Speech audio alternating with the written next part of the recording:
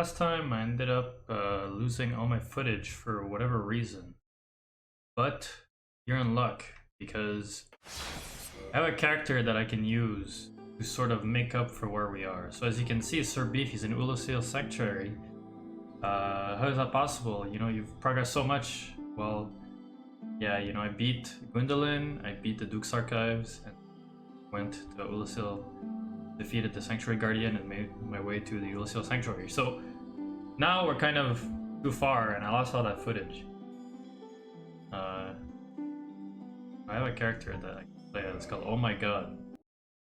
And Oh My God's a character I made for PvP.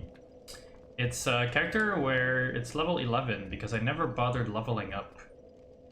Because it's a character that I made entirely to invade people. And as a result of being a character made only to invade people, I wanted to make it so the character could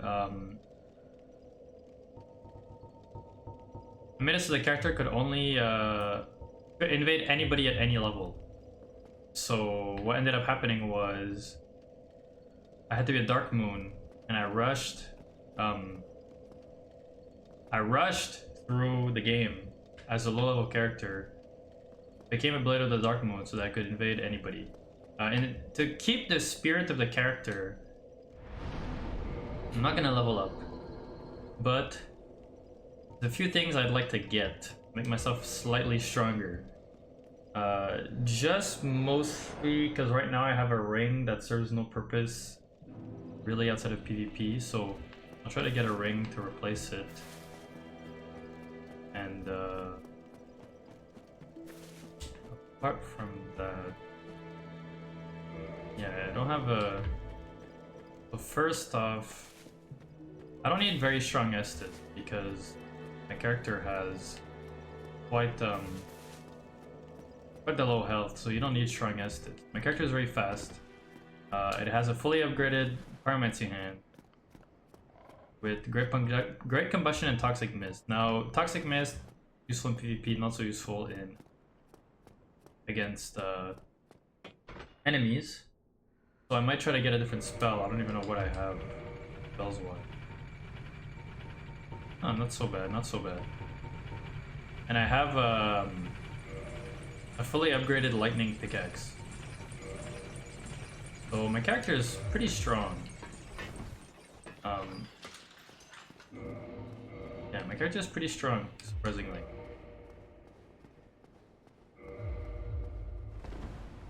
I wish I could roll faster.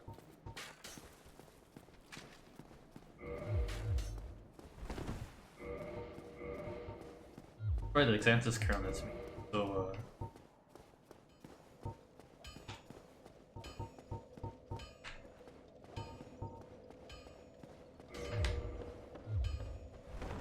nowhere.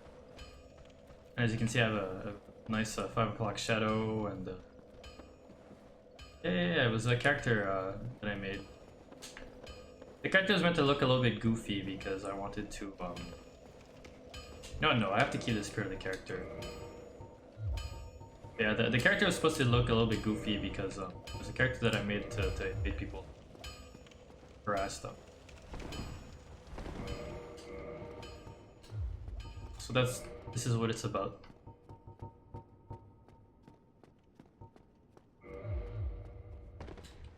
Man, there really aren't that many things that can make me go fast. Yeah, that's why I was dressed up like that. I'm just gonna go get the wolf ring. That way I have a ring that actually serves a purpose. And after I get the wolf ring,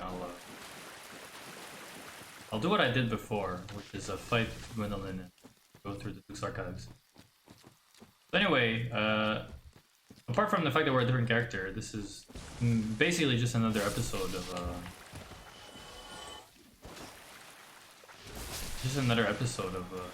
you know, Thief Stew's Dark Souls edition. And so one thing I wanted to talk about, which I mean I did talk about last time, but you know how it is the misconception of, not really a misconception, but I talked about how the painted world is probably some sort of like demo, which is not necessarily what I was trying to say with certainty. It was more so that the level felt like a vertical slice, and as a result, if it was a sort of debug level, then it made a lot of sense to test stuff in there, because in video games, you know, a vertical slice is when you make a part of a level, or like even just like a sequence that isn't even in the main game in the end, that you use to basically be a microcosm of the game itself. So everything that you want to demonstrate in your game, you would put in your vertical slice. So you would put like a boss fight, you would put an invasion in the case of Dark Souls, you would put you know, status effects, you would put interconnected level design, because if the game is to be interconnected and the levels are meant to be interconnected, then you would make a level that is interconnected to show like, yeah, this is the general approach we want to bring to the game. Wow. Yeah, basically you basically put all these things in the level or in the area or whatever in your sequence to highlight all of what makes Dark Souls Dark Souls. And the painted world is like that. So the painted world is very reminiscent of I'm all crisped up now. But yeah, the painted world is very reminiscent of a vertical slice, which is why you know, I compared it to a demo level. But in this case, it would be more like a vertical slice. But once again, it's just speculation. And like anything in video games, and talking about video games as you play them, there's no way for sure to know, and it's only me doing my best guess at what's going on and what the developer intentions are. But it's kind of a hard thing to do to how do you say this? It's a hard thing to do to not put your own biases into the. Actually, no, you already saw the cutscene. I can't see Gwendolyn because my head's too big.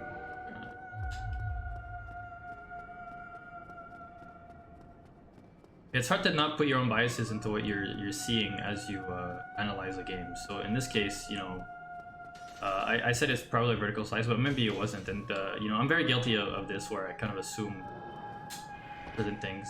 And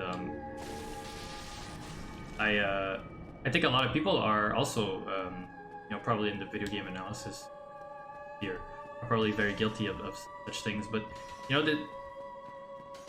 take what I say with a grain of salt. I don't want to speak for the developers, obviously. The only thing I know is things that developers have actually said in the interviews, or in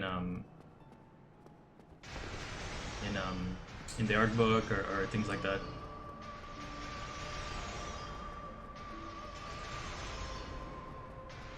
That's the best I can guess.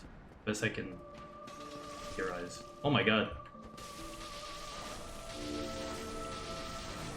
So I'm quite strong because I had to get through the entire game at a low level.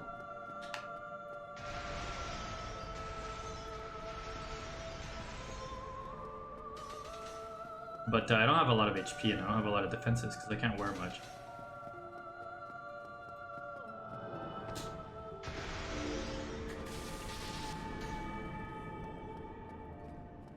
Gwendolyn's a fun fight. At least I like it, because to me what makes a fight special is that it's more about getting to Gwendolyn himself.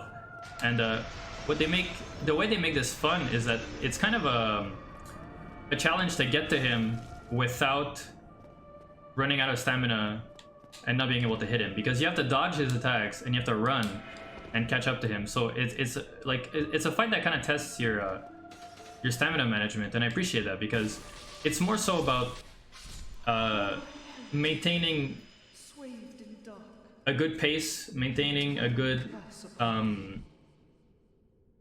like hold on your stamina as you get to him, so that you can attack him as much as you can. So if you can, you know, you don't want to run too much and you don't want to dodge too much. You want to be able to kind of weave in and out of dodging and not dodging. I like it. It's a different way of doing a boss fight, but I appreciate it. And it also shows to the player that Gwendolyn's pretty weak, and thus he runs away from you. And his main skills are illusions and you know, magic projectiles.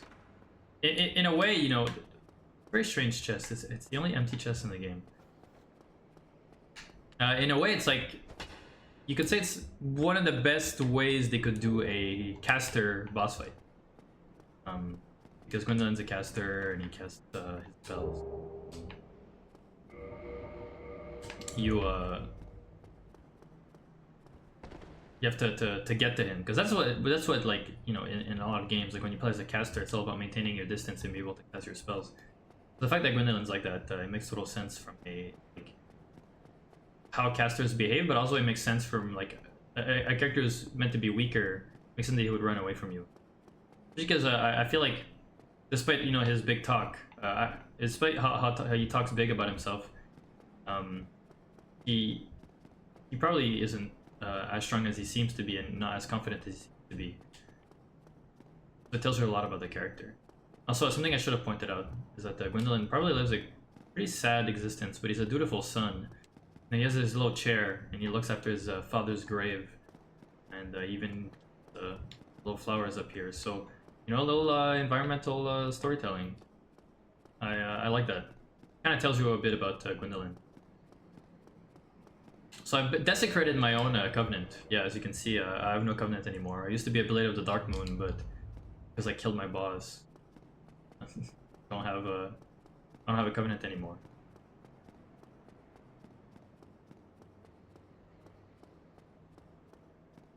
So right now we're in the second half of the game. We're in the post-Lord Vessel part of Dark Souls, which is all about how do you say this? Traveling the world to find the great souls, so they're able to access the final area. So if you oh yeah, she's mad at you because you killed Gwendolyn. How dare you produce a blade upon a deity? How did you ever get this far? I shall end you.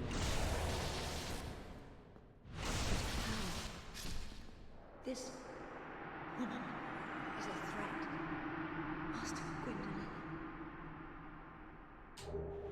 This character was made to PvP, so no wonder I killed her in one hit. What was I saying? Oh yeah, this part of the game reminds me a little bit of Demon Souls. Because in Demon Souls, you have 5 areas you can go to. You can either go to Boletaria, you can either go to Stonefan Mine, you can either go to the Shrine of Storms, or the Valley of Defilement, or the Tower of Latria. And in this part of the game, we can go to the Duke's Archives, which is 1. We can go to the Catacombs and the Tomb of Giants, which is 2. You can go to I don't like this head, I can't see anything.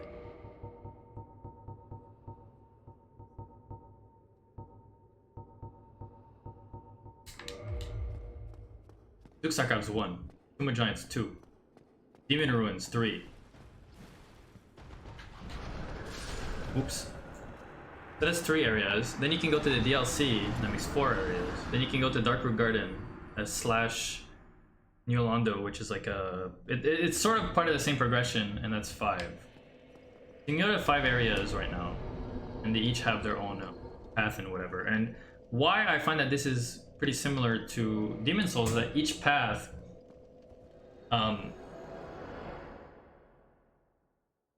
is kind of more linear, except for the Darkroot Gardens and Darkroot Garden and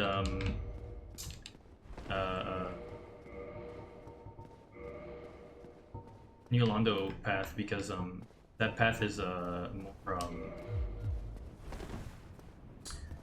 how do you say?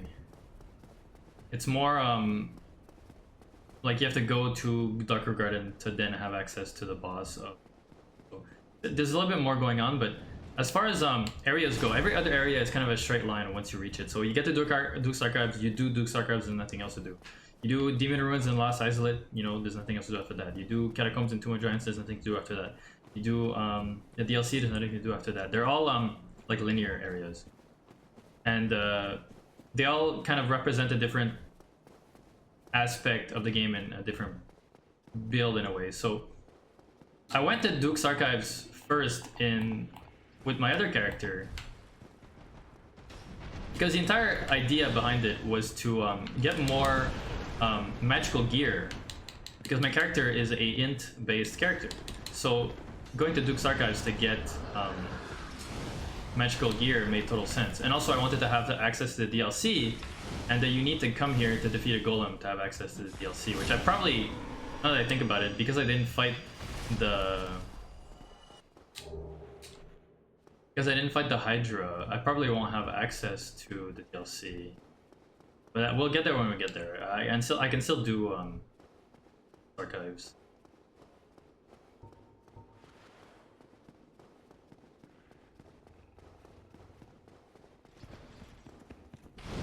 Oops.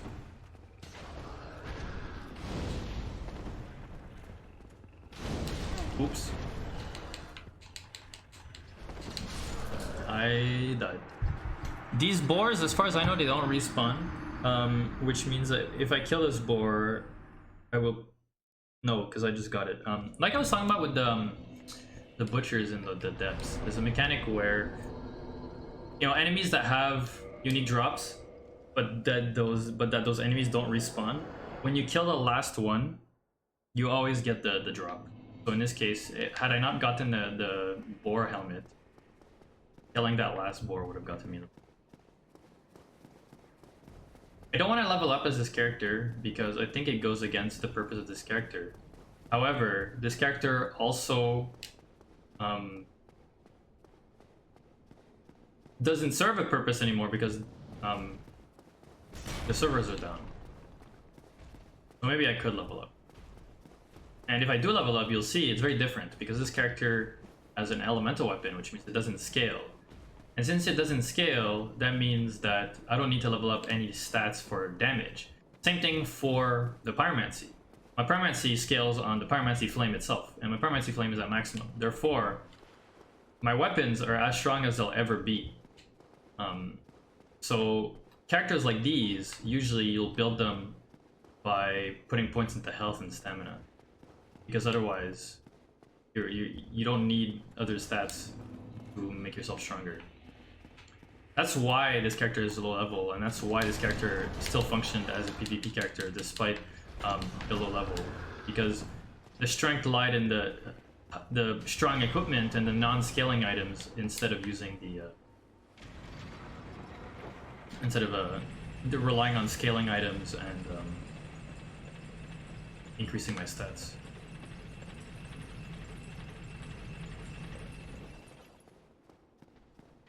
The one thing I like about the Duke's Archives is that the enemies, while they are reskins of the Naked Hollows, or the Hollows with you know, sword and a shield, while they are reskins, what's nice about them is that they at least have a little bit more going on visually.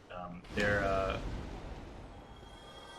have little crystals sticking out of them, and you know, they have like a shiny texture. They're not just like a blue hollow. They're a blue hollow with a shiny texture and crystals sticking out.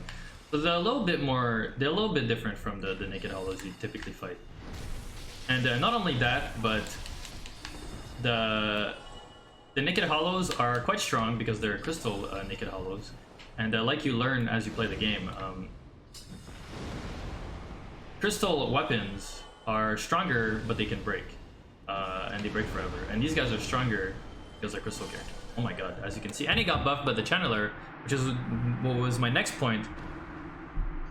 And my next point was that what also makes them interesting what also makes Duke's Archives interesting from an enemy standpoint and a design standpoint is that they pair weak enemies with a strong enemy that can buff them.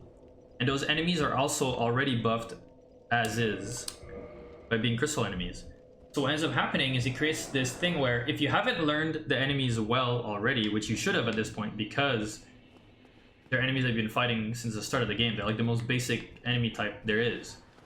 Because you know these enemies so well, the fact that they're so strong now by being crystal enemies and being buffed by the channelers, which can make them like 1 or 2 shot you even if you have a lot of HP, you know, it's like, well, you should have learned these guys by now. So the fact that you're dying to them is a means that you haven't learned you haven't learned their moveset. So it kind of it's kind of like a test, you know, like have you learned anything playing this game, or have you been brute forcing? So that's one thing I like. The other thing I like is that Duke's Archives is kind of a maze and it has a lot of verticality to it. And there's a lot of enemies with projectiles, but they're pretty weak, except for the channelers. So it creates this thing where traversing the Duke's Archives and surviving the projectiles and surviving these basic enemies that have been buffed creates an interesting challenge that no other area in the game really provides. I find it interesting, personally, because there's no other area in the game that kind of focuses on ranged like.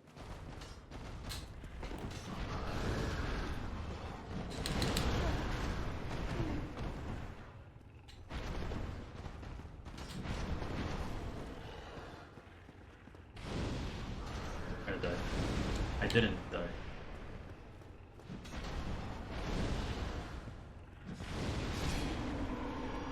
There we go. Easy peasy. Oh, I got 2 Fangbore helms. Interesting.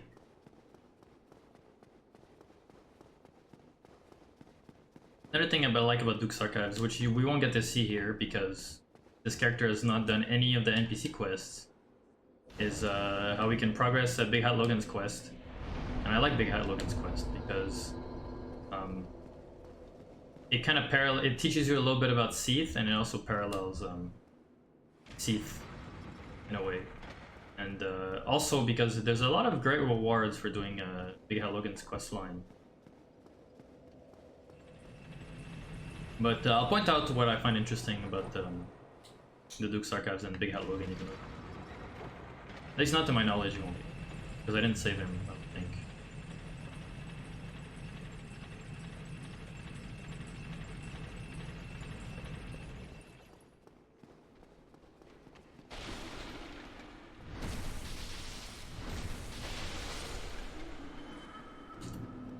Yeah, it's a very different build. It's very interesting. Well, not interesting, but I think it's the thing, kind of thing where if you're bad at Dark Souls, or you're playing Dark Souls for the first time, a elemental weapon build where your weapon doesn't have to scale, and then you put all your points into health and stamina, pretty safe way to play, and that's what I think a lot of people did the first time they played. Wow. Oh, I lived.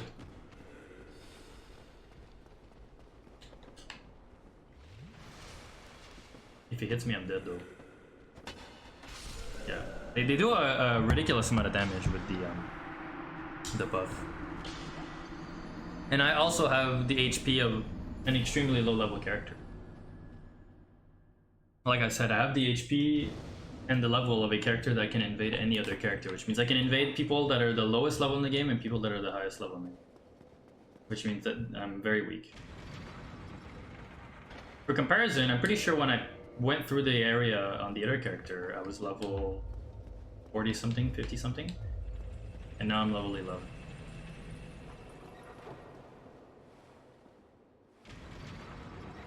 But we're gonna get through this.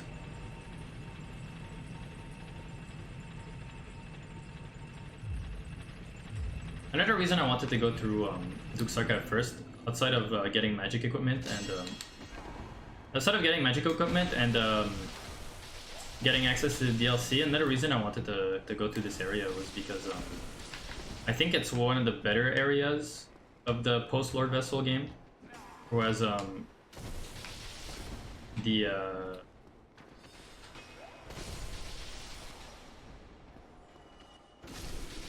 other areas are not that well.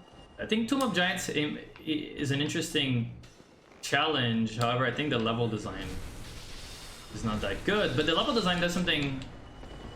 Or more like the area design, or like the challenge of the area. It does something that I kind of like.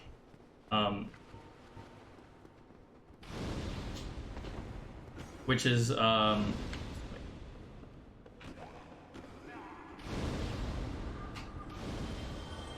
it's something that this area also sort of does in the Crystal Caves. They do so much damage.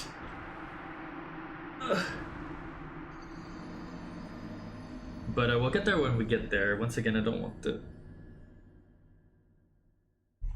Okay, what we're gonna do is we're gonna go up there, we're gonna get our souls, we're gonna come down here, we're gonna level up health a million times, and then we'll go back. Because getting one shot by naked hollows who are buffed is kind of ridiculous. Even though they're meant to be super strong, it's still ridiculous.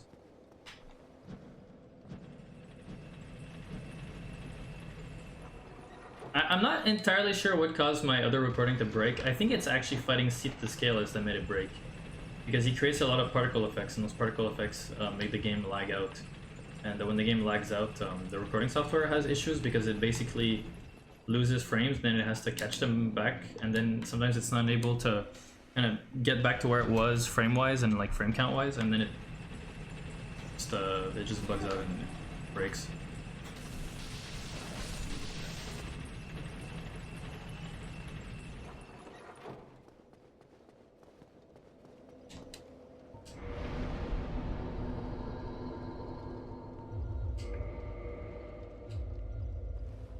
I'm pretty sure right now I have more HP than my other character. I may be wrong.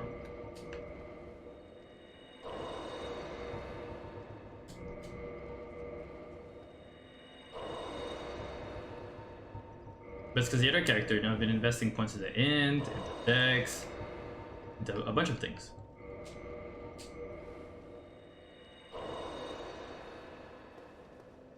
So you can see how having a character that focuses on non-scaling weapons can be so strong. It's like free points that you can put into anything else, but most of the stats are not that useful if you're not just scaling a character that relies on like scaling equipment.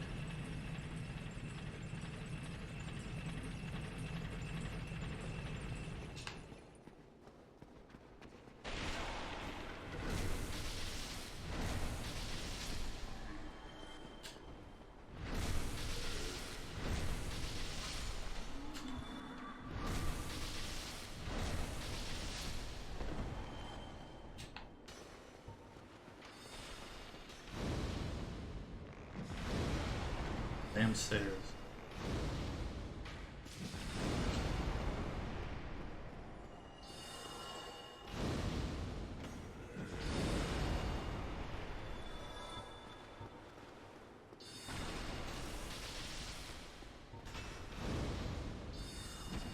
Ouch.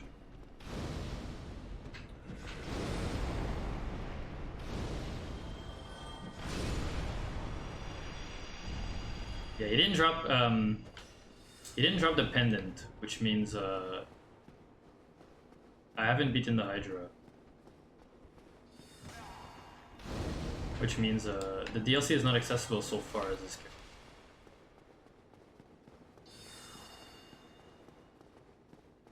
This is the dance he does to buff the enemies.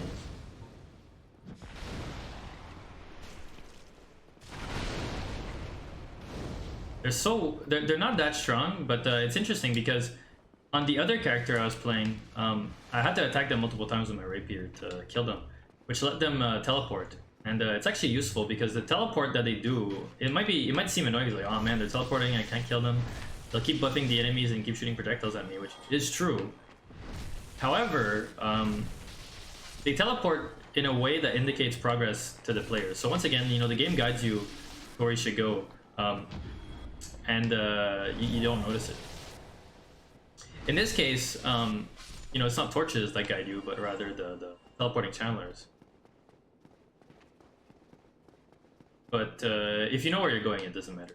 If you didn't know where you're going, you know, there's the fact that you're mad at the channelers and want to kill them, so you chase them around even though they keep teleporting. That's actually a way for you to be guided by that game, which I think is kind of not clever, but it's basic. It's like fundamental game design, which doesn't mean that it's bad, because a lot of games I think they tend to forget the fundamentals, and I think it's also one of the reasons why people liked Demon Souls so much, because Demon Souls, you know, it came out at a time when games are a lot more handholdy, and they were trying to not be video games, and it was just in general, it was very like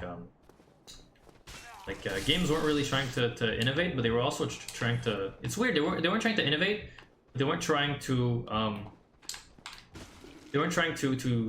do anything other than they didn't want to stick to the fundamentals because they thought it was too gamey, but they didn't want to innovate. So you ended up in a weird situation where like games were just kind of bland-ish. And I'm not saying that all games back then were very bland, but like if you looked at a lot of the mainstream games, there were a lot of like military shooters, a lot of stuff like that, a lot of more like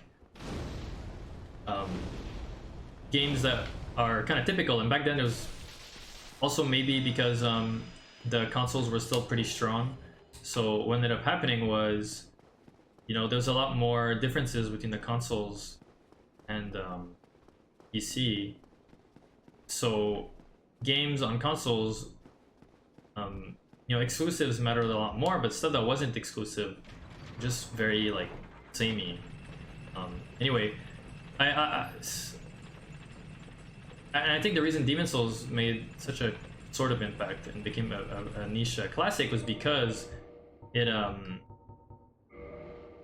was able to stick to the fundamentals and do like a really kind of old school video gamey experience, but also try to do all these weird things like a world tendency, the back then revolutionary love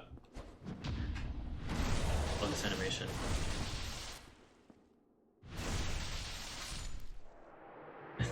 The revolutionary multiplayer system, which now is, you know, people take it for granted, but back then it was pretty special. I'm equipping the Rare Ring of Sacrifice because there's something weird that's about to happen, and you'll be forced to die. And it's one of those situations where it's arguably fair, arguably unfair. It's hard to, because the game gives you a bunch of opportunities to realize that you're supposed to die, and even lets you leave. Like, for example, you can come in and immediately leave.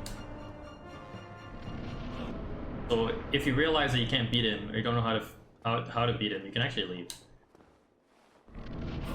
But it's weird. But you know, if you try, you can't reach him. He's protected by this. You know, there's no way to get around here. Can't attack him. So then you might try to search for like a gimmick, like, oh, do I have to destroy something or whatever? And you have to destroy this crystal. And eventually he starts spamming an attack with no cooldown and you just die. And these kind of frame rate issues are what I think caused me to. So anyway, this attack that he just did is extremely strong. And if you don't die instantly from it, you he starts spamming it with no cooldown, so you end up dying anyway. So that's how like the game kind of makes sure that you know that you were supposed to die. But it's still I don't like when games force you to die. I think it's it always feels unfair, and it doesn't feel unfair in a way where it's like, oh well, it's actually fair, but it just feels unfair to make you feel a sense of triumph when you beat the boss or whatever. No, it's just straight, like unfair, and it feels very artificial. And I know I just talked about how other games back in the day hated being gamey, so that's why Demon Souls was so good, because Demon Souls embraced being gamey. But that's the thing that I appreciate about Demon Souls and Dark Souls, that it's able to be gamey while still keeping you immersed, because the entire game is the game. The entire game is the experience. So the fact that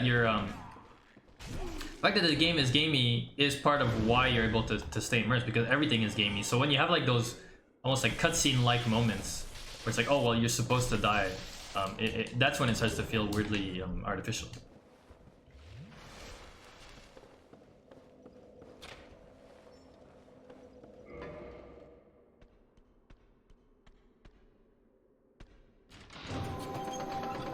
I love this sound effect.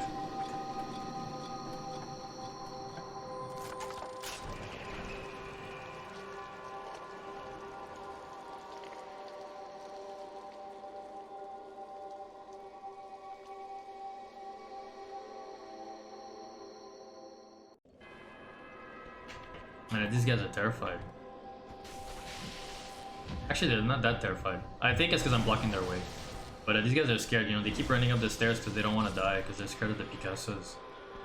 And the one thing I find interesting is that they have Picassos in this game. Kind of like how they had Mind Flayers in Demon Souls. Because as far as I know, Picassos belong to D&D, you know, they're like a D&D only. A bit like the Beholders or the Mind Flayers. That's why, like, when you have a game, you try to make the Beholders slightly different, and they'll call them something like Gazer, or like Eye of Evil, or things like that. Because if you call them Beholders and you make them exactly like a Beholder, then Wizards of the Coast is going to try to sue you. But in this game, you know, you have Picassos, and they're called, I'm pretty sure they're called Picassos, and they're exactly like Picassos in Dungeons and Dragons. What's interesting about these guys is that they're what happened to the maidens that the Seath kidnaps. Everywhere where there's like Seath influence, there's maidens. For example, you see the Chandler in the Undead Parish, and there's a dead firekeeper there. So you could think that maybe they went there for the firekeeper, but she was already dead. Even later, you know, Rhea ends up there, and if you don't do anything, Rhea ends up getting kidnapped by the Chandler and brought to Luke Sarkaz, and she becomes a Picasso. Pretty sure, anyways. And in Darkwood Garden, there's the Moonlight Butterflies, which are also artificial creatures created by Seath to kind of scout and stuff. And in Darkwood Garden, there's Dusk of Willow-Sill. I don't really know why he wants to kidnap maidens. I think it's to just do experiments on them.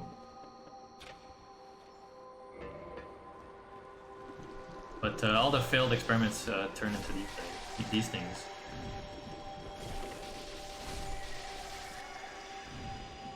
And somehow, for whatever reason, the sound that we hear is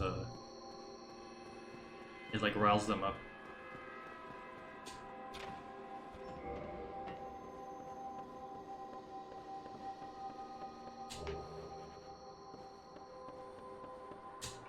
I don't know, I find it peaceful, you know, it's like a lo-fi beats to chill and study to, you know. I could listen to this all day and just chill. I didn't know they dropped 2 minutes. Well, I think I did, but I forgot.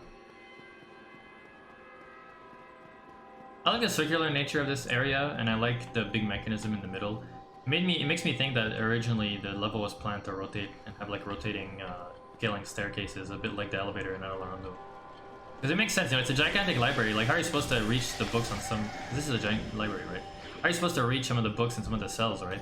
Well, if you had a big rotating staircase that this mechanism in the middle could activate, maybe it would make sense, but probably something that got cut. I mean, a lot of the game got cut because they ran out of time and budget.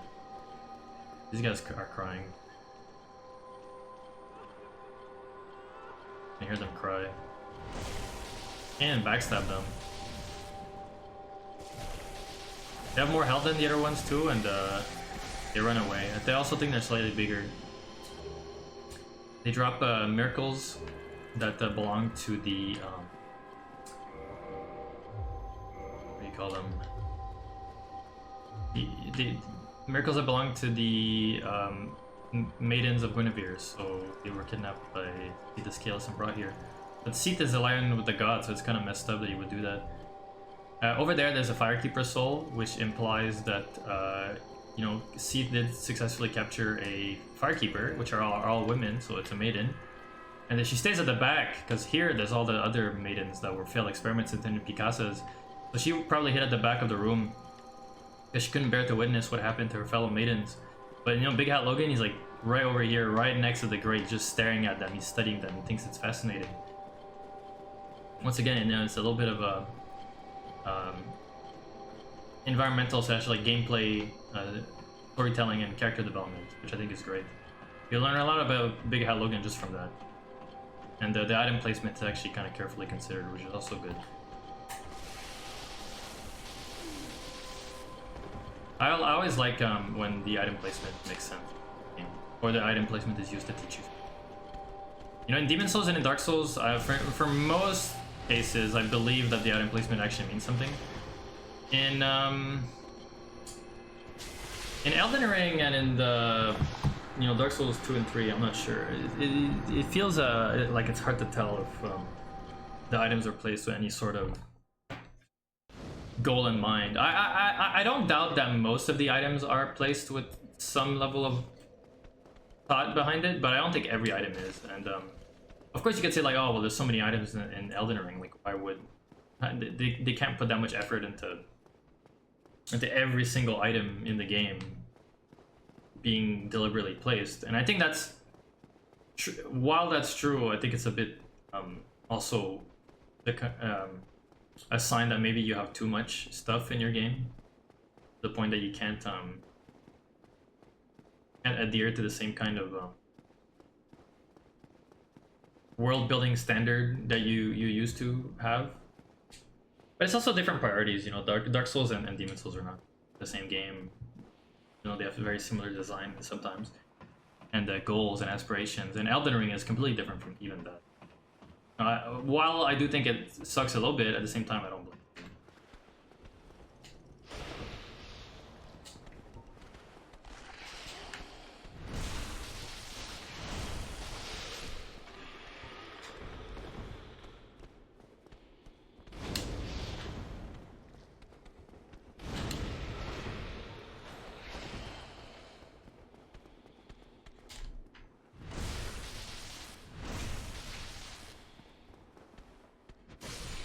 I love the pickaxe. It's such a satisfying moveset. It has like good weight to it, and it just feels good.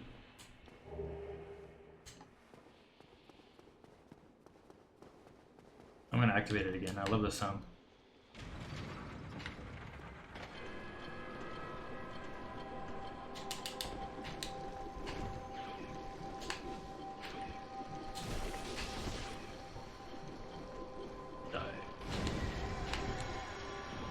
Go.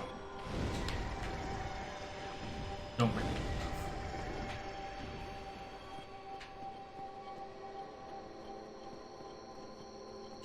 I like this area. I think Duke's Archives has good visual storytelling and has good sense of place. Even though they reuse a lot of the same book textures, I think it still has like a good sense of place. So I appreciate that about it. Whoa.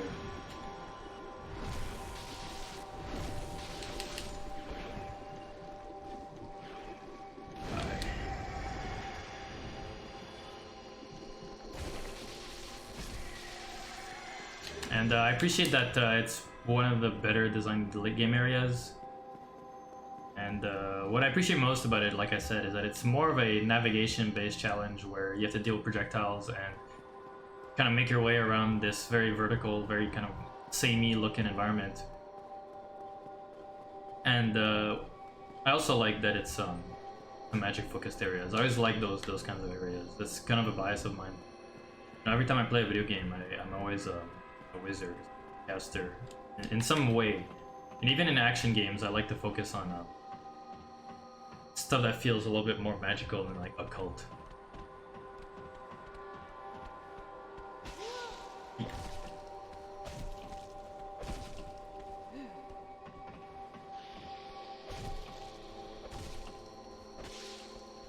No.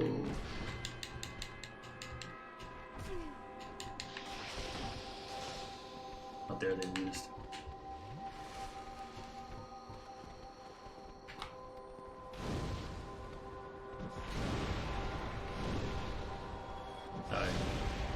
The Pyromancy is really strong. Fully upgraded Pyromancy Flame is quite ridiculously strong. Fire Orb is not even the strongest fireball type spell. The fact that I'm like one-shotting a lot of stuff with it is pretty dangerous, pretty gnarly. You can imagine how strong it is in it. Look at that. All the scratches and dents in the door, like people are trying to run away from the Picassos, but they can't, so they end up dying here. Once again, I love visual touches like that. But those visual touches, I think that Dark Souls does really well. Like I pointed out in either the first episode or like in one of the early episodes, what the fuck?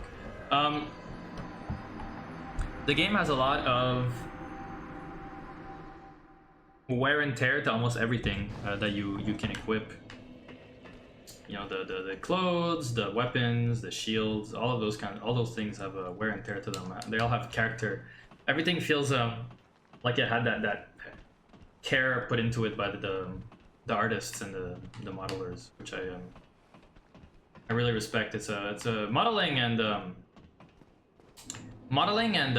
you know, 3D graphics and pixel art and everything, texturing work and all of those. Really impressive. It's something that I really respect and that I wish I was better at. So whenever I see care and effort put into it, it always impresses me. It always makes me respect the developers as well. You know, like when people talk about soul in video games, which is a very vague term. You know, soul doesn't mean anything in the sense that, like, some people will say, oh, well, this game has soul, but they mean that as in, you know, this is an old game. I played it when I was young, so I'm nostalgic for it. And I understand that can be what soul is, but god damn it, I ran out of stamina. But to me, soul also means just like you know, care. Like when you can tell the developers care, that's what, like, there's little touches that, you know, maybe they don't add anything meaningful in the sense of like, does it matter that your pickaxe texture is all weathered and rusty and that the wood is rotten? No. Does it add to the world and makes it feel more lived in, and does it add to the atmosphere of the game? Yes.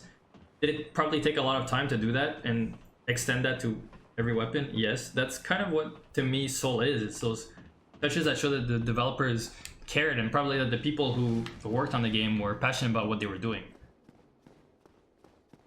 Another example is the food animations in Monster Hunter. Every single game, you know, has had these wonderful animations for the cooking, and the food always looks so delicious. You know, it's always like really well modeled, and like the meals look really well thought out and everything.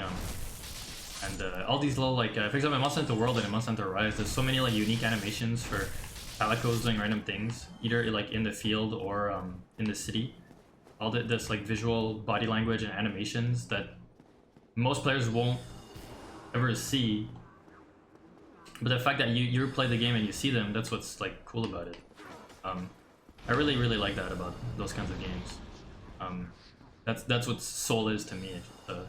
Developers caring and developers putting effort into it. Wow. Thought I'd go around it, but he used the old what do you call it?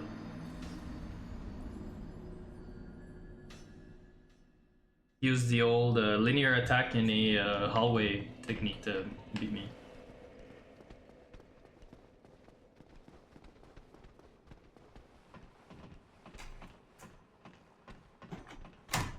What else did I talk about last episode? I can't remember. And by last episode, I mean the one that you guys never got to see because like, my footage died.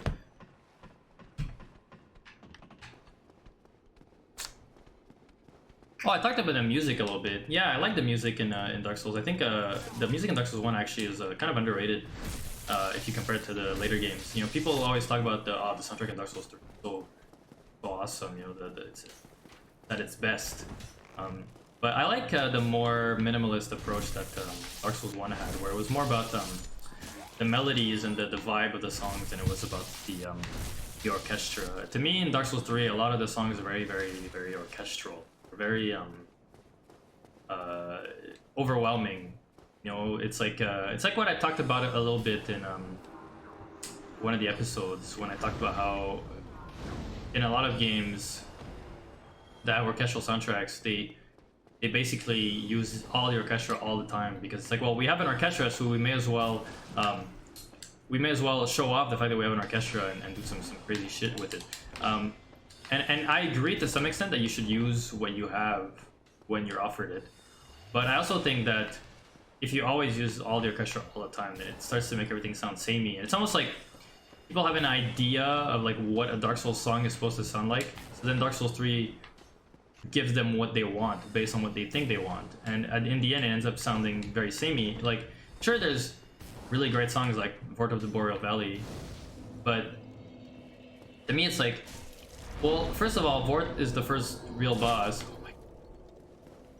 Vort is the first real boss, and the fact that like his song goes so hard, as the kids would say, he's the first boss. To me, it almost like devalues the later bosses, because it's like, well, if the music is this intense and it's the first boss, and then you fight like a later boss and the music is less intense, even though the boss itself is supposed to be a bigger threat and has an even more intense boss fight than Vort, it's like, well, you know what? It doesn't feel like it makes internal consistency.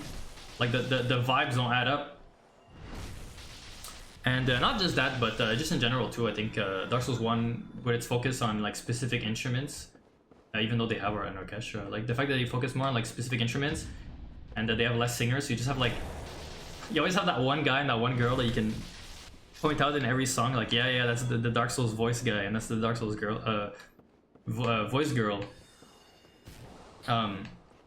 You hear them in almost every song, but I like that about it. It gives it almost like an intimate feeling to the soundtrack, and I don't think I'm just complaining from like good song, like, oh, I like this old game more than I like this new game. I also think that it's just like, I tend to prefer more minimalist things that have more personality, and I like when things are maybe experimental and fail, or aren't as good as a more refined but less experimental thing. I always appreciate trying for novelty and trying for experimentation, because there's always a risk involved. And the Demon Souls, you know, it's a lot more of a weird soundtrack. Demon Souls has even more of a focus on instruments, and the soundtrack's even more minimalist. I'd say like the soundtrack in Demon Souls is very like vibe based, even more so. And there's a lot of like trumpets and like brass sounds in Demon Souls, and a bit less singing too, more instruments. Anyway, where I was going with this is, I think the music in Dark Souls 1 is underrated compared to its successors, such as Elden Ring, Dark Souls 3, Bloodborne, and so on. I actually think Bloodborne is a very good soundtrack, but Bloodborne kind of does something else with its soundtrack, where it tries to be more like horror themed and more less epic and more somber, and while it does have epic stuff to it, the epic nature of its soundtrack is always kind of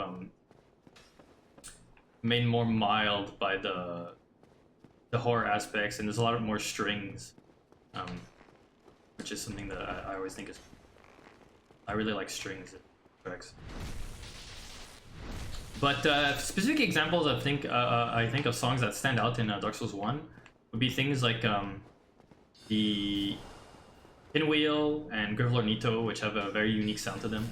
Grivlor Nito, what I really like about the soundtrack, and this is something that I didn't know how to put into words, but a friend of mine said, is that when you hear the Grivlor Nito song, which you'll get to hear eventually, and I'll try to remember to point it out. It sounds like you're in the deepest part of the world. It sounds like you're fighting the deepest thing in the world. It's like this rumbly, like really low pitch nature to the song, and the singer really goes like in his low register, and it creates this like, it's really dark and brooding feel to the song, and it makes sense because you're like really low, you know, like geographically speaking, and by geometrically speaking, I mean like if you look at the level geometry, you're very low, and geographically speaking, you're also very low. You can see Ash Lake from where you are, and then you go even deeper than that.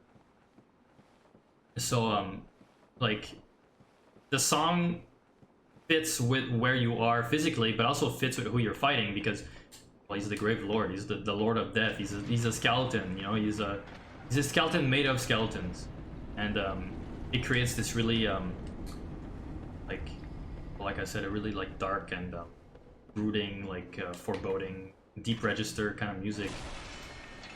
Has a great vibe, and it sounds very unique too. It doesn't sound like the rest of the soundtrack. It's a lot more muted, I would say. It focuses a lot more on those deeper notes. And then other songs that I think stand out are the songs for Cease's Discharge, Quelaag, and the Daughters of Chaos, because all those characters are related to each other, and it creates a a shared musical identity, where even though Ceases to Discharge also has that really low rumbling tone that the Gurlanitos song has, but to a lesser extent, it also has certain I don't know what to call them, melodies that are very reminiscent of Quaylag's song, and because they're siblings, and the song for the Daughters of Chaos also is reminiscent of Quaylag's song, mostly in the choral. The singing in that song sounds similar to the singing in Quaylag's song, and maybe this is just me hearing things and I'm just connecting these things in my head because I know they're connected. I'm like retroactively finding connections that aren't necessarily there, and I'm like basically doing confirmation bias to myself. It's very possible, and once again, it's one of the things where you have to be careful about assigning your own biases to things when you play them to analyze them. However, I do think that there is some connection for sure in those three songs, and it makes sense because the characters are related, and also it makes sense because I can hear it, damn it! I like that a lot. And to go even further, another song that I like, and I'm not sure if it's meant to be connected to anything, but I really like well, okay, so let's say we're talking about the epic songs, right? Because I said, oh, I don't like when all the songs are epic and like super orchestral. But let's say you do look at the epic songs, like the Gaping Dragon. The Gaping Dragon is what can I only describe as, you know, awe-inspiring. It's this gigantic mouth, and you're fighting him in this gigantic area, and it's like the first really big boss in the game. Like, you thought Asylum Demon was big? No. You thought like Torah Demon was big? No. This guy's gigantic.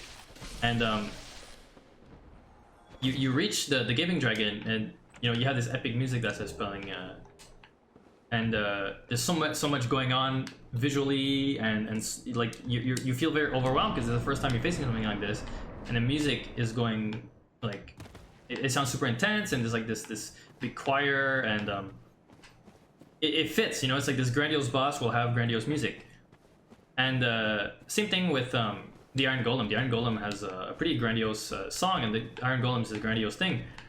And to me, once again, despite them both being grandiose songs, they stand out from each other because the Iron Golem, I feel like it's a little bit more heroic sounding.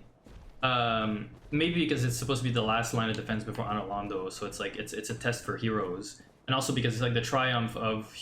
It's the triumph of the gods over the dragons, because the Iron Golem is made out of a dragon bone, and then they basically use the dragon bone to extract, like, I guess, energy from it to fuel the golem, basically creating an artificial soul out of a dragon bone.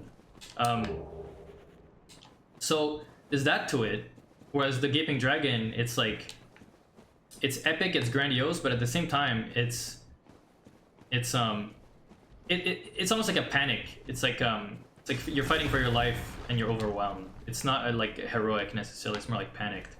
So the vibes, you know, they still work even if the songs are all epic.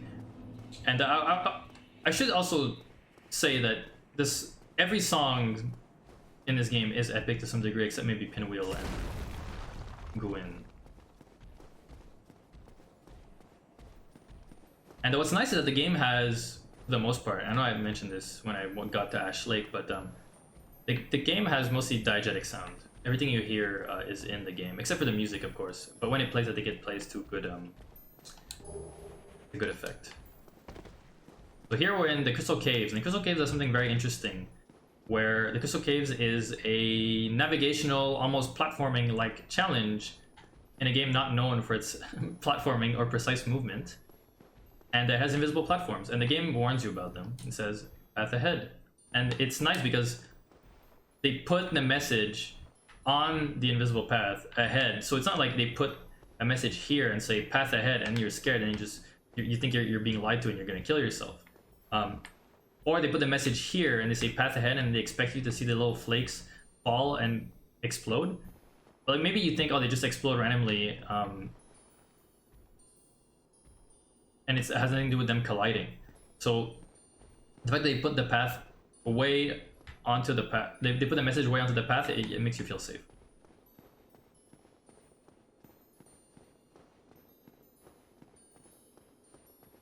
Now I always forget where progress is, but there's another path that goes on here. And you can tell from the falling little flakes. And there's items you can get, and there's a boss.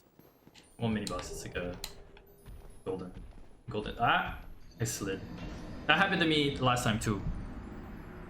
But it's fine that I died because I wanted to talk a little bit about the area right before the Crystal Caves.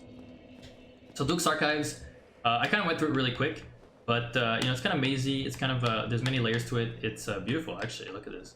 And the channelers kind of guide you by teleporting around. Now I didn't really use them, but whatever. And the shortcuts in this area are hidden passages, moving bookcases, and rotating stairwells, which fit very well for a magic manor library kind of area. And it's like in the Harry Potter games on PS1 and on PC when you could go on the rotating stairs in Hogwarts, and it was really cool and magic.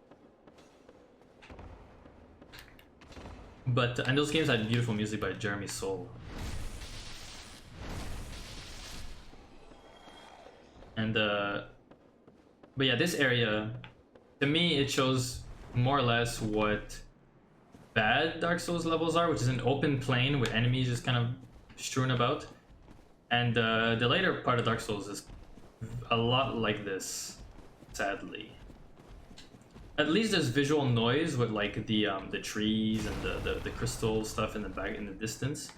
But if you stripped all the trees, it would be very, very obvious that it's just a flat plain. Well, not so flat, but like, you know what I mean. It's like a plain with enemies. It's not much. There's not much going on. It's not like clever level design. There's no cool interconnected stuff.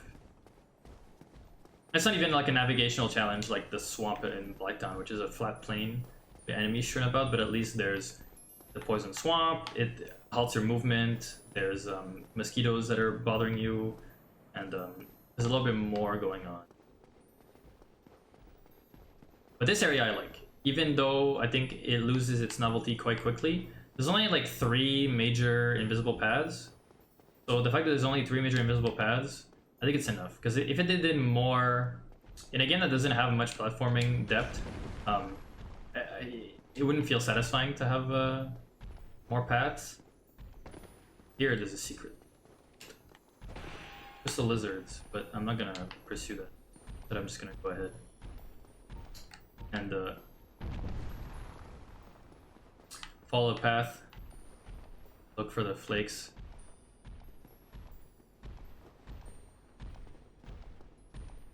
They give you oh,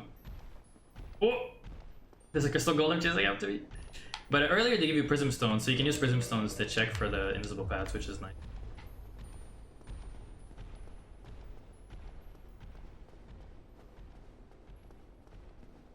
They're these evil clams. They're quite strong.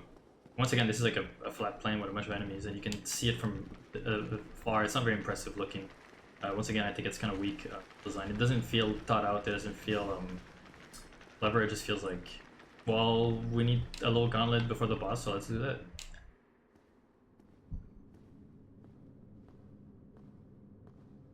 I hope the game doesn't break. Last time, I'm pretty sure this is what broke my game, fighting Cetus Caelus.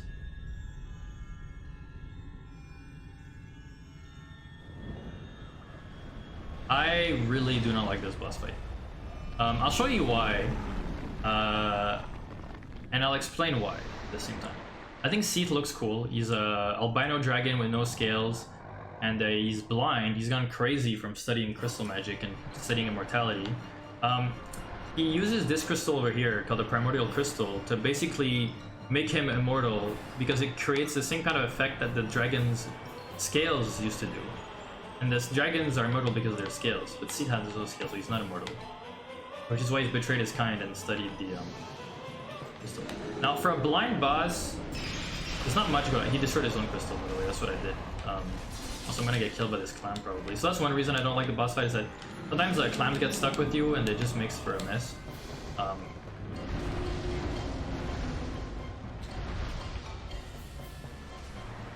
The other reason I don't like is that he spins in place like he's on a record player, which is very annoying because Seath is a dragon, which means you can try to cut his tail.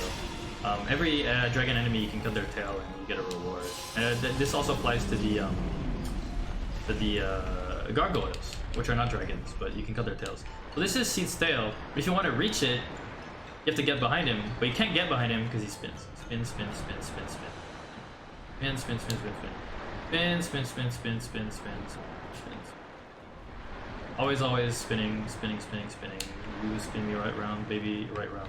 So what you have to do is you have to bait attacks and then go behind him and attack the tail. But the thing is, he's so big that it's almost impossible to reach his tail in time before he stops spinning. And then the other thing is, he has a lot of AoE attacks and attacks that attack behind him, and then you just die because he flails his tails around, and the camera's really weird because he's really big, and his tail clips into the wall, so you can't even hit the tip of his tail, and it's just really awkward and not very well. It's really awkward and not really well executed in my opinion. So you end up having this very shitty situation where if you want to destroy his tail, it's just a total mess, and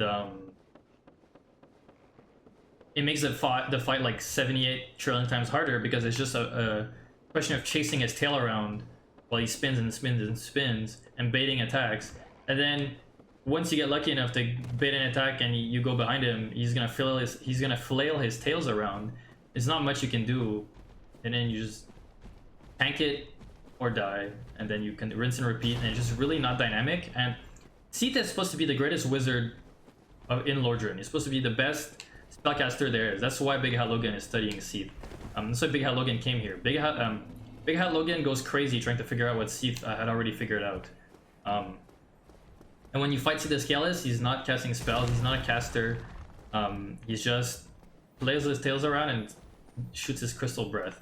You could say maybe it's because he's gone crazy, so he can't cast spells anymore, but I don't know, I feel like even a crazy spellcaster would be able to cast spells.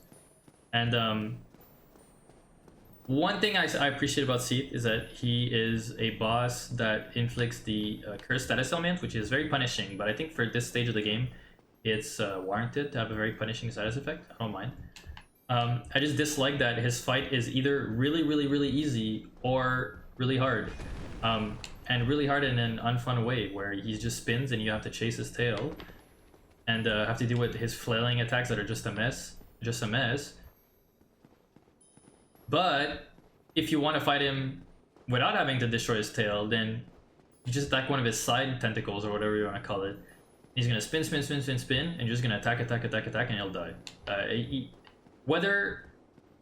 No matter how you fight him, it's disappointing. It's either disappointingly easy and not worthy of the greatest spellcaster the world has ever seen, who is also one of the final bosses of the game and a great soul, and it's disappointing because it's not a fun challenge to get a really cool weapon if you destroy his tail. To me, it's like lose-lose.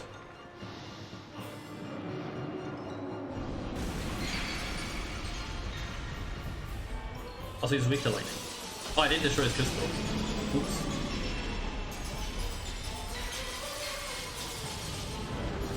I was so eager to fight him that I forgot to destroy his crystal. And that's another thing I don't like. Oh look, it's my corpse. It's my cursed corpse. That's another thing I don't like about the boss fight, is that you have to destroy the crystal every time. But it's not a puzzle, it's not clever, it's not interesting, it's not... You can destroy it yourself, by the way. I just always make him destroy it because it saves you time, because you can bait an attack and run towards him.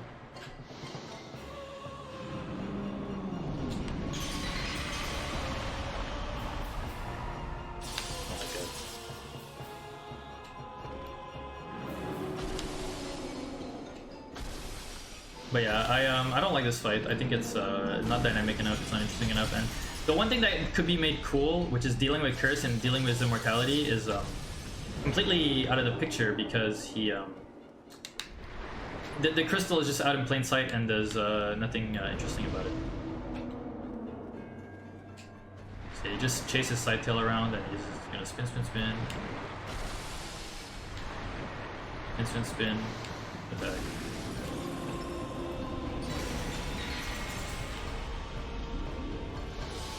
He's gonna flail, so I might die because the flail attack is a total mess.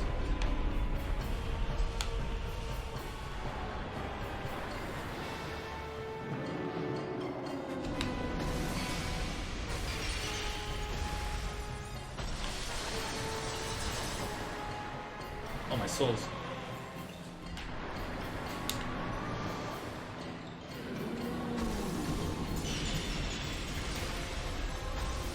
Does it, either he flails his tails because you're behind him, or he attacks in front of him because you're in front of him. So if you always stay to the side and attack a side individuals, there's not much he can do. It's just very bad and disappointing. And also, it's a mess for your frame rate and your PC because of all the particle effects and how big he is and how awkward the hitboxes are and everything. I like the music. I think the music feels crystalline in a way because of the I think is the piano, like high-pitched piano. Makes you think of like sharp things. It makes you think of crystals and of ice. Or maybe it just makes me think of those things, but it's like a human bias. I don't know how to explain it. And the certain sounds just trigger certain things in my brain. But the music, sadly, does not convey the kind of boss fight this is. I do like the song though, and I find it very memorable among the songs in the soundtrack. Anyway, we defeated See the Scalers.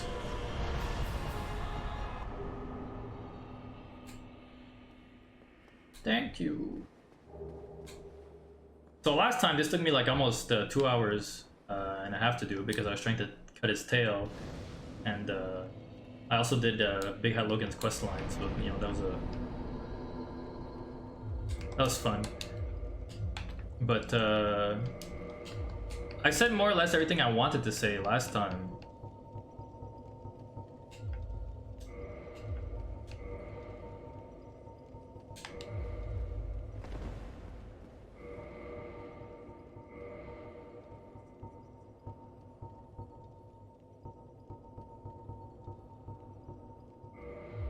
Oh. Just trying to see what I can equip. Yeah, look at that.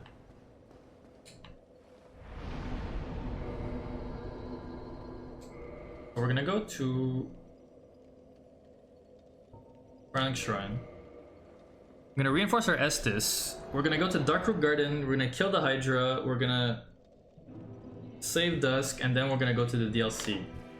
So yeah, like I said, we're gonna go to Undead Parish to... Wait, no, first...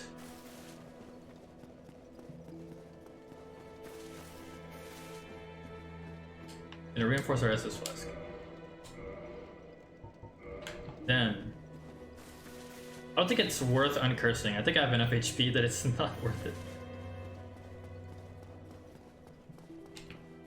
A helmet correctly. Oh, but now I roll too fast. Or too slow.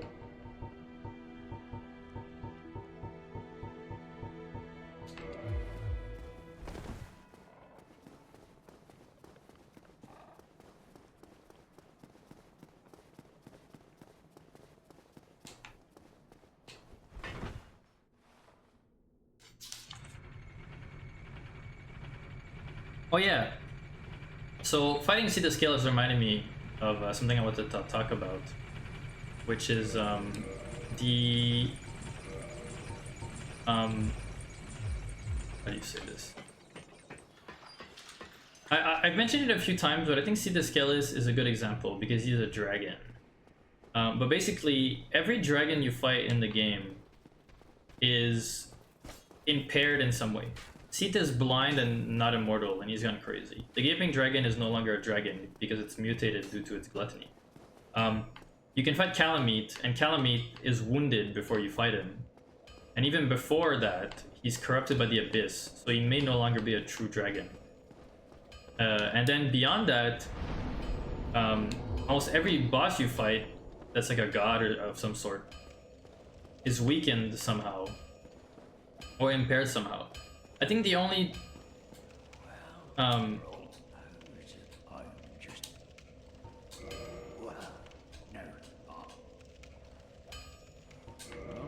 think the only exception I can think of a god that's not in its prime is of a god that is in his prime. I guess is Graveler Nito. Graveler Nito is just Graveler Nito. Like there's nothing good or bad about him. He's not weakened or anything. You know, the four kings are these great guys that were corrupted by the abyss. Sith went crazy and he's blind. Gwyn is a burnt husk because he burnt all his energy and power trying to prolong the flame. You know, Bed of Chaos is a little worm, as far as I know. I'm pretty sure the little worm is what you kill. That's the actual boss, whereas the giant flaming creature or whatever is just like a projection of its power. In any case, most things you fight in this game have lost their full power and lost their beauty. So when you kill them, it's almost like you're putting them out of their misery in a way. So it never feels like a total triumph. Of course, it's a triumph from like a gameplay perspective because you defeated these great challenges, but from like a narrative standpoint and a lore standpoint, you're defeating these things that used to be super strong that are no longer as strong as they used to be, or that despite being strong are have lost something to them, so you're putting them out of the misery.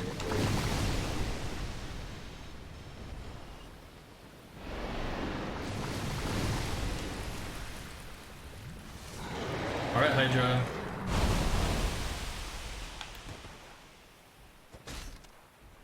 Wow. I've done this before on my other character, if you remember, I'm pretty sure.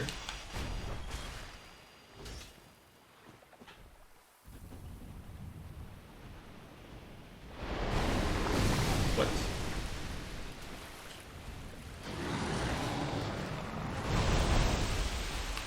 We're gonna get this over with.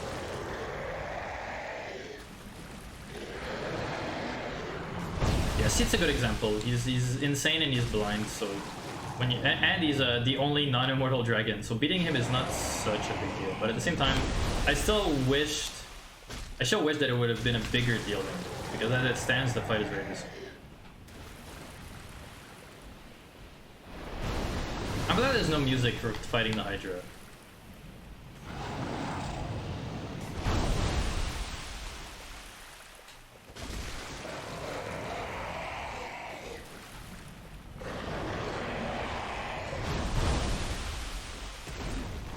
Ouch.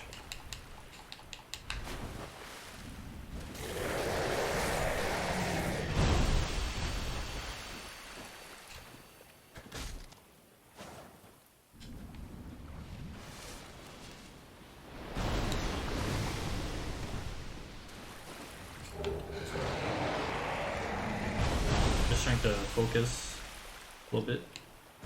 What?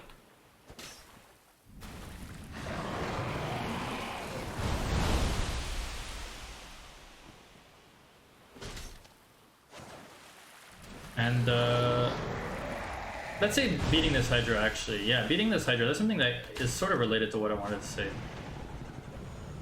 Which is the idea of extrinsic and intrinsic motivation. And what brings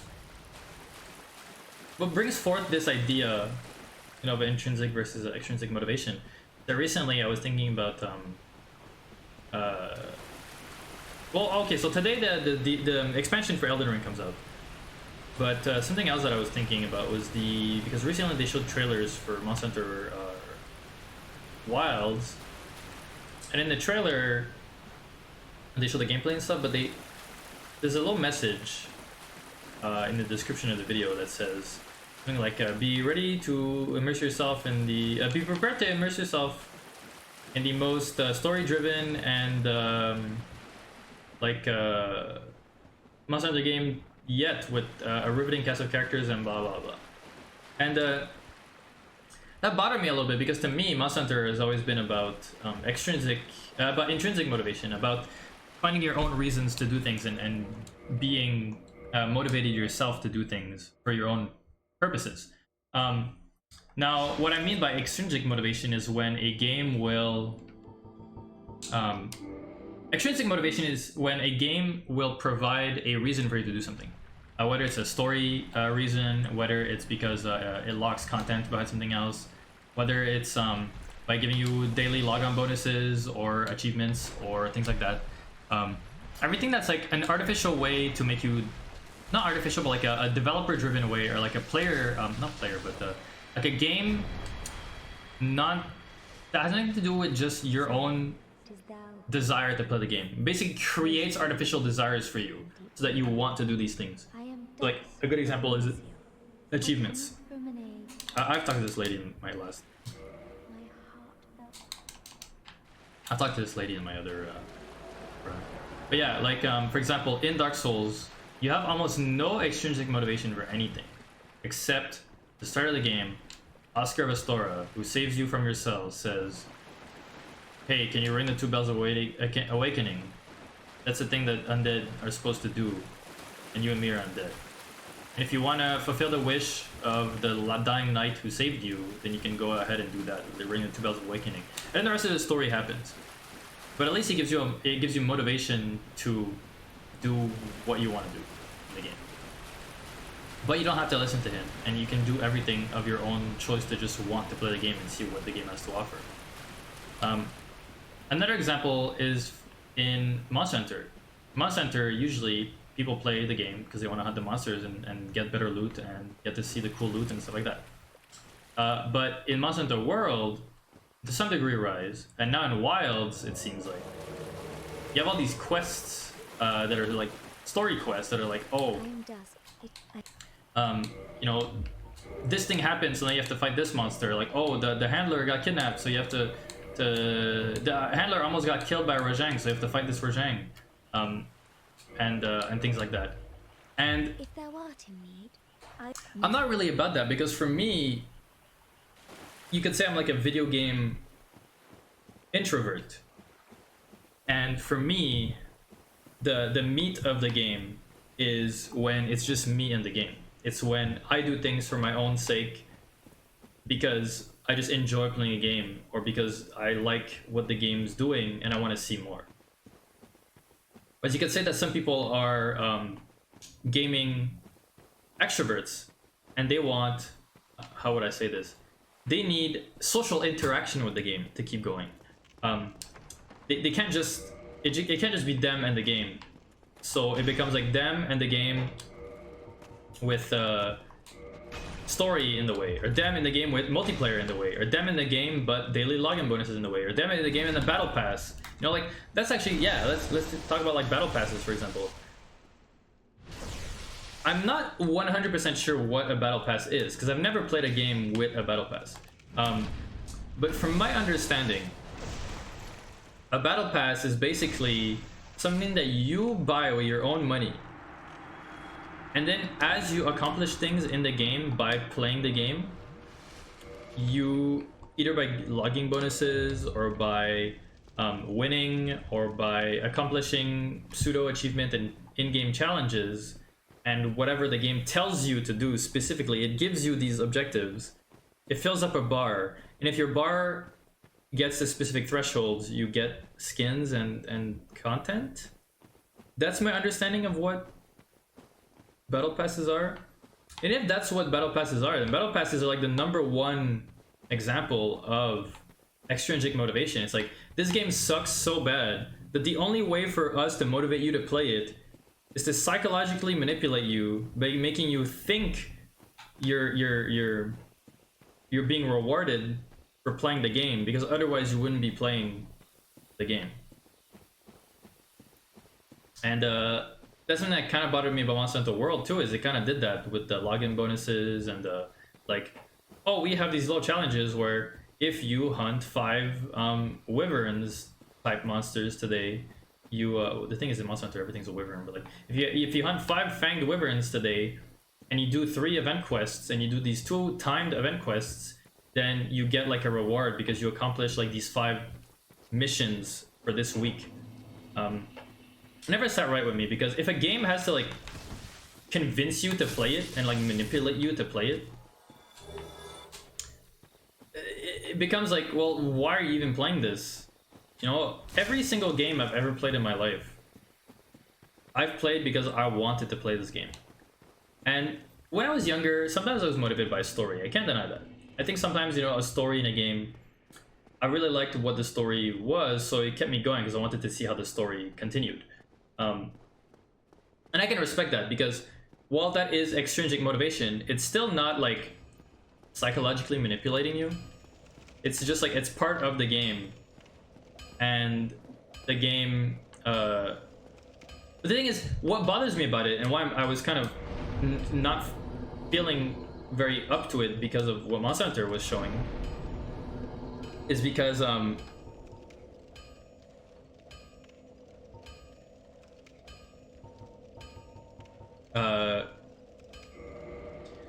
Monster Hunter was always about, you know, gameplay first, and your intrinsic motivation was just to enjoy hunting monsters, or whatever. And it's intrinsic, so whatever it is to you, whatever it means to you. And then using story to motivate the player, that's, I mean, that's intrinsic motivation, but at least it's still in the game. It's still part of the game's design. So while it does bother me because it's a gameplay first thing, like for example, an RPG, if an RPG has story as a source of extrinsic motivation, it makes total sense because RPGs are narratively focused usually. Like you can't be like, oh well, you know, or like Planescape Torment, like, oh, you know, Planescape Torment, the #1 reason why people play it is because of the character and the characters and the narrative. But it's an RPG, so it kind of makes sense. I mean, something like Monster Hunter, that's an action game, that's why it's been about players playing the game for the sake of the game, because the game is just so fun and the mechanics are so interesting, and you just want to see what kind of monster movesets you'll be fighting and what the equipment looks like. To me, having story extrinsic motivation didn't sit right with me, but at least it's way better than a battle pass or like achievements, because those are just artificial. Those are like, oh, we think players aren't able to want to play by themselves, so we'll have to give them reasons to play. And usually the way they do it is kind of manipulative, because it kind of abuses human psychological like patterns and like biases that gets us to do certain things, like advertising or marketing or things like that. Honestly, I find battle passes kind of evil, because you have to pay for them too. So it's like you're paying for the chance to fill up a meter to get content. Like, shouldn't you? But you can also pay more money to just get the content, or you can pay less to then be forced to play a game that you should want to play anyways. Anyway, I'm just rambling at this point, but all of this to say that for me, you know, games should focus on being able to create a intrinsically motivated experience. They should be able to, from their design alone, should be able to make the player want to continue playing, and from the design alone should make the player want to progress. And yes, it can be with story, which a lot of games do, which I respect, even though it's not my cup of tea. And it's not that I hate stories in video games, it's just that I think stories are often used as a crutch, where it's like, oh, the game sucks, but man, the story is really good. It's like, well, then the story just sucks. Then the game just sucks, right? The story is what's good, not the game. And at that point, it may as well have been a story. It may have been a novel or a TV show or a movie or something. But for me, games have always been about intrinsic motivation. Games have always been about like playing them because you like playing them, because you enjoy controlling a character, because you enjoy discovering a new world, because you enjoy you know, mastering systems, for example, fighting games, because you enjoy the sense of accomplishment you get from beating bosses, like in Dark Souls. These are all part of the game's design, and they're all things that you might want to play a game for, that are all kind of intrinsic to you. And anyway, what I've noticed, and I think this is maybe somewhat proven, is that as time has gone on, people become less and less intrinsically motivated to do things, and become more and more extrinsically motivated to do things. So people need to be kind of nudged to do things. They don't do things just for the sake of doing them anymore. And I don't know why that's the case. And it doesn't just apply to video games, it applies to almost everything. It might be because we're getting increasingly passive because of how media is delivered to us and how convenient everything is in life. So if you have to go out of your way to do something, because you have to find the energy and motivation to do something, then it's too much of a hassle, so you'd rather just only do things if you feel like you're forced to do them, aka having an intrinsic reason to do it. or if it's because people are just lazy, or if it's because younger generations have less imagination, or less like, I don't know what it is. I don't want to speculate about that kind of stuff because I know nothing about human psychology, and I don't really follow trends that are either social or like mainstream. I tend to kind of live in my own bubble. I live a very hermetic life. I barely look at YouTube videos on video games. I barely look at the news. I kind of live in my own bubble, and I only kind of seek out things that interest me specifically. You can say that I'm part of the problem, which maybe is true, that most people live lives like these that are kind of closed in on themselves. But despite that, why is it then that I tend to do things for my own reasons, and I can explain 98% of my behaviors by being intrinsically motivated to do something rather than being extrinsically motivated to do something? I don't know. It's only something I can speculate on. And it's something that I think about. Just because, you know, as a game developer, it's like, how do you... Because I am an amateur game developer. How do you drive forward an experience if players, even if your game is good, and even if the players like your game, how do you drive forward your experience? Because, you know, for example, I'm pretty sure that there's a lot of games that are really good that people acknowledge are good, but they're like, oh, but I can't get myself to play. I can't get myself to continue with this game. Sometimes it's because people think, oh, this game is too hard, or like, oh, this game is, you know, has this problem, or it's not engaging, or whatever. But sometimes, like, people acknowledge that the game is good, and that in all honesty and in all, like, based on everything they know about themselves and what they like in video games, they should enjoy this game and want to play it and like to play it. And then when they actually play it, they can't motivate themselves to play it. They have no intrinsic motivation, so they have to be nudged by the game to play. Of course, some of that is also due to, you know, lack of motivation and energy from stuff like depression, or like just being in a bad mood, or like it's not the right moment because you're distracted by a bunch of things, or you're undergoing some sort of burnout or whatever. Those are all very valid. I'm just confused about why is it that people over time lose, or more like why the human race over time has lost intrinsic motivation for many actions and things in their lives. So this boss, I had a lot of things to say about it last time because I really like this boss. This boss, despite being what I sometimes complain the series has too much of later down the line, which is bosses that are like a dance, where there's a great back and forth between you and the boss, where the boss is really good at exploiting your openings, but you're also really good at exploiting the boss's openings. And there's tricky timings, and sometimes you think the boss is going to attack you, but it doesn't, and it kind of drags its attack a little bit longer than you would expect, and it trips you up.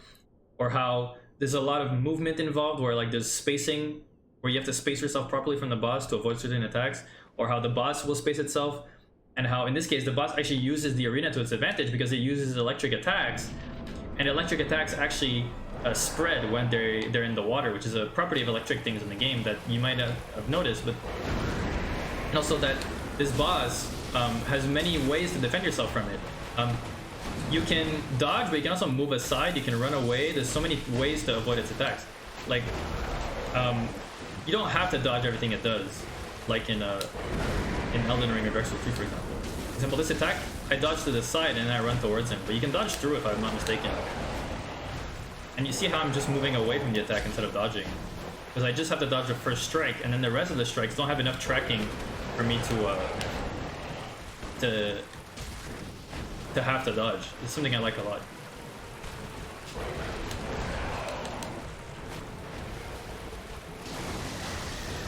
Oops. I actually wanted to dodge, but I pressed the heal button.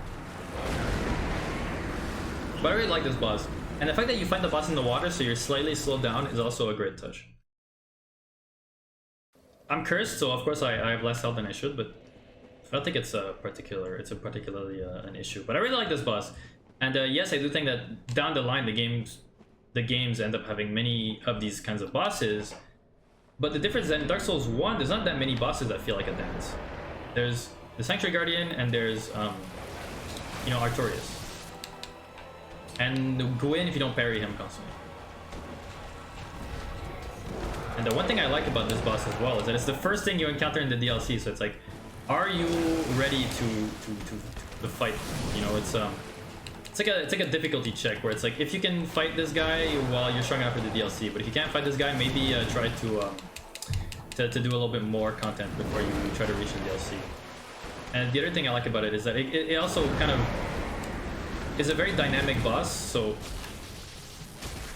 there's it's also them showcasing that like they've learned a lot since they did Dark Souls 1 and Demon Souls.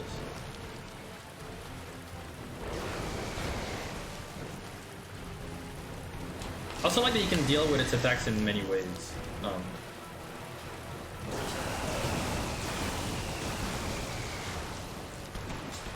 Because, for example, the wind attack that it does, if you don't dodge it, the enemy will always reply to the attack with a charge. But the time it takes you to recover from the wind's stagger is just quick enough that you can then dodge the strike and punish him. So you might actually want to get hit by the wind to be able to punish it. And it also means that if you get hit by the wind, it's not like an immediate be all end all, like you messed up. I like that. There's some variability to how to deal with certain attacks. I also like that as a mixture of ranged and melee attacks as well. It's something I would always appreciate about bosses.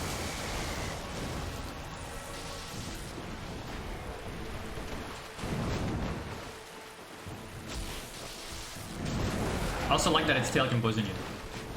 And you can actually cut its tail as well.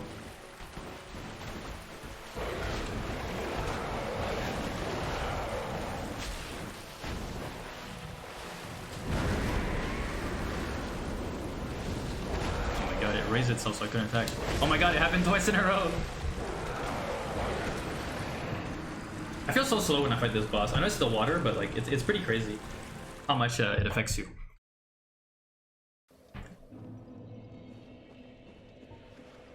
I also think that boss is slightly resistant to lightning, so my weapon's not as good as it could be. Which is also very cool, in my opinion, because too many things in the base game are weak to lightning. Alright, Sanctuary Guardian. Let's try again.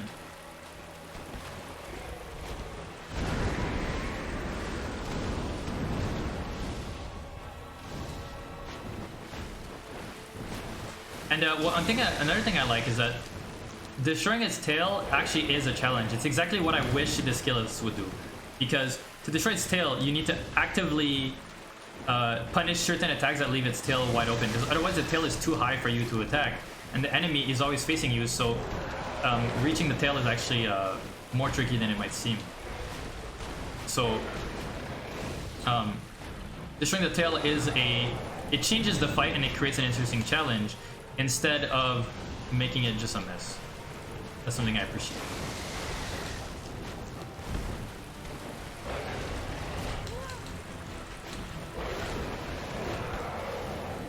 Also, it has two combos that are very similar, and I appreciate that they're very similar, but there's slight tells. Because basically, if it attacks twice with its hand or twice with its mouth, then it's gonna do a two-piece combo. But if it attacks once with its hand and once with its mouth, or once with its mouth and once with its hand, it means it's doing a four-piece combo, and you punish it accordingly, and dodge accordingly. Oops. I want to heal, but it's hard to get openings with this boss.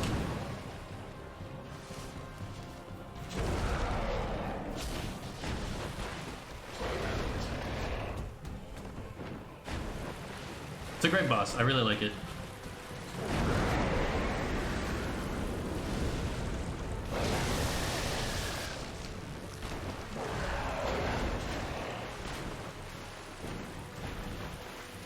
And I like that to heal you really have to find like really big openings, because otherwise it's so aggressive, and even it's not like aggressive in the way where it's like like a certain Dark Souls 3 bosses where they're just really fast. It's actually aggressive in the sense that like it's always watching you. It's always like on the verge of doing an attack. Like if you try to leave, if you leave it an opening, it will take advantage of it. It's not like it's constantly attacking.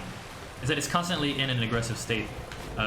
So you're always at risk. That's what I like about it. It doesn't feel like you can't find an opening because the boss always attacks. It's that you can't find an opening because the boss is always on its guard and you're always on your guard. It's a really good back and forth.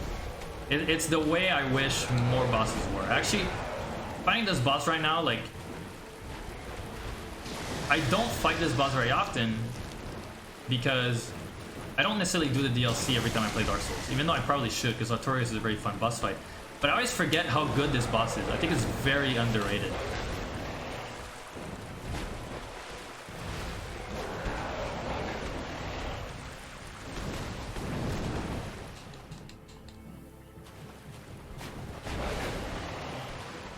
I wish I could cut its tail, but pretty tricky.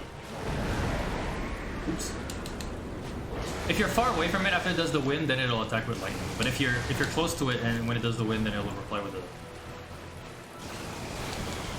charge. Oops.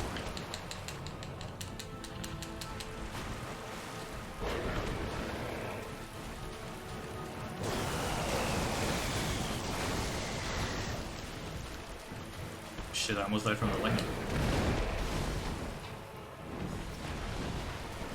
Damn it. There we go.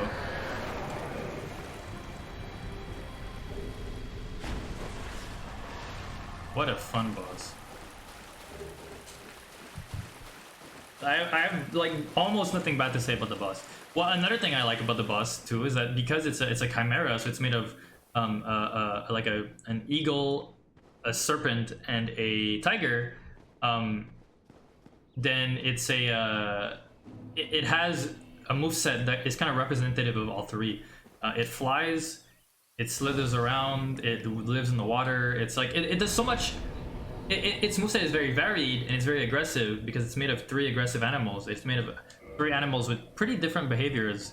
So as a result, the way it behaves is representative of those animals, and I like that about it. You can kind of guess how it's going to behave just based on what it looks like, which is always a good sign for me, at least in terms of a boss design. Well, look at this one.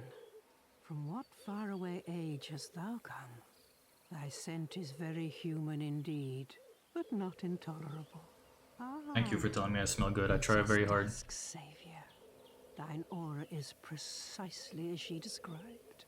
I thank thee deeply for rescuing Her Highness.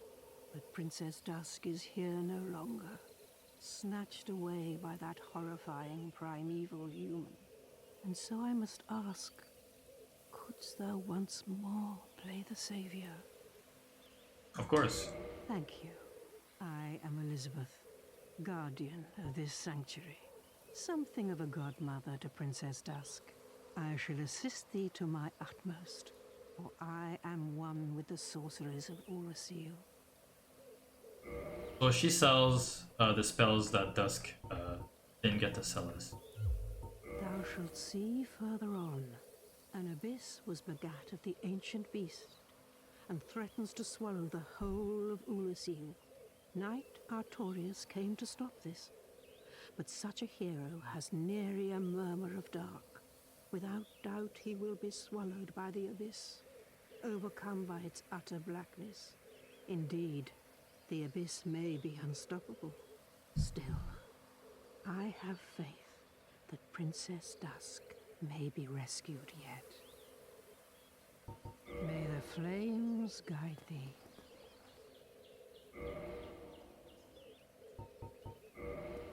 Thank you for letting me replace Sir Beef for 1 episode. I'm 99% sure this is gonna work, so I'm very glad that it did. I'm a bit sad that I lost the footage of the other video, but I think this made for a more refined experience. I didn't repeat myself as much, and I rambled a lot less in ways that are kind of pointless.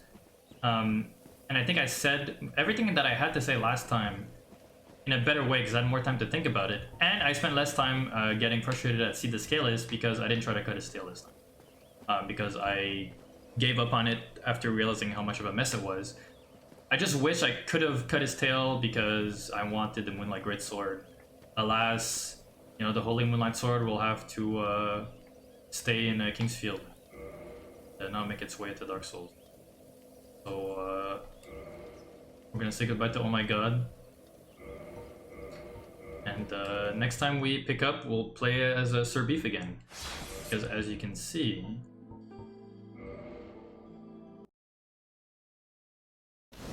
Sir Beef is same place. Now, Sir Beef has less HP than our current character, so we'll see how that goes. It has less HP than Oh My God, so we'll see where that goes. And since we did Big Hat Logan's questline, we ended up getting a very cool spell called Crystal Magic Weapon. That's gonna help us tremendously. We got his hat, which we wear in his honor because we had to kill him. But to kill our beloved teacher. So anyway, thank you very much. I'm very glad I get to share these little thoughts of mine with you. It means a lot.